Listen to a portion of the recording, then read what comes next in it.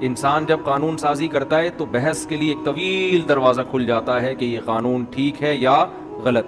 پھر اس میں دھاندلیاں بہت ہوتی ہیں.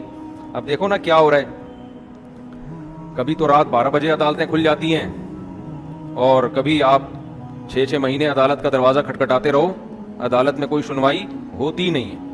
تو یہ انسانوں کے بنائے ہوئے قوانین کا حال ہے. کبھی آپ کروڑوں اربوں روپے پی جاتے ہیں, آپ بری ہو جاتے ہیں, اور کبھی ایک آدھ گھڑی اور ایک آدھ پین اور ایک آدھ مسواک آپ کے لیے عذاب جان بن جاتی ہے. تو یہ ملک میں ہوتا ہے, یہ صرف پاکستان میں نہیں ہوتا, پوری دنیا میں ہوتا ہے. اور خوب سمجھ لیں, ہمارے ہاں چھوٹے پیمانے پر ہوتا ہے, بڑے ملکوں میں بہت بڑی بڑی دھاندلیاں ہوتی ہیں. وہ چھوٹی موٹی چوریوں سے بے عزتی نہیں پسند کرتے. بعض کنٹریز دنیا میں ایسے ہیں جو دنیا میں امن کے اور تہذیب کے ٹھیکے دار سمجھے جاتے ہیں, لیکن دنیا کے بڑے بڑے دہشت گردوں کو پناہ وہی دیتے ہیں. میں ایک چھوٹی سی مثال دے کے نا آپ کو بات سمجھ میں آ جائے گی, پھر آپ آگے چلتے ہیں. جس زمانے میں مجھے لوگ ٹوپیاں کرا رہے تھے اور بڑے بڑے پیسے مجھ سے لے کے مارکیٹ سے شارٹ ہو رہے تھے, اس زمانے میں ایک صاحب نے مجھ سے 7-8 ہزار روپے لیے اور واپس لا کے دے دیے.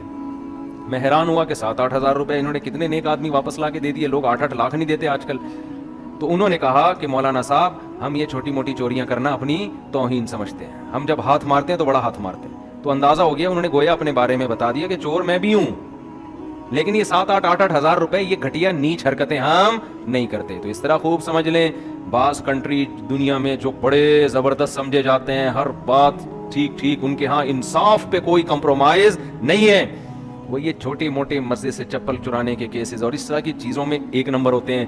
لیکن جب ان کی جو بین الاقوامی پالیسیاں, جو خارجہ پالیسیاں ہوتی ہیں, وہ خارجہ پالیسیاں ٹوٹلی بنتی ہی زیادہ تر غریب ملکوں کا خون چوسنے کے لیے. سمجھتے ہو کہ نہیں سمجھتے ہو؟ تو انسان کو انصاف اللہ کے علاوہ کوئی بھی نہیں دلا سکتا. اللہ جب آپ مان لیتے ہیں نا میرے اوپر ہے اور مجھے اس کے سامنے حساب دینا ہے, پھر آپ نہ چھوٹی چوری کرو گے اور نہ بڑی چوری.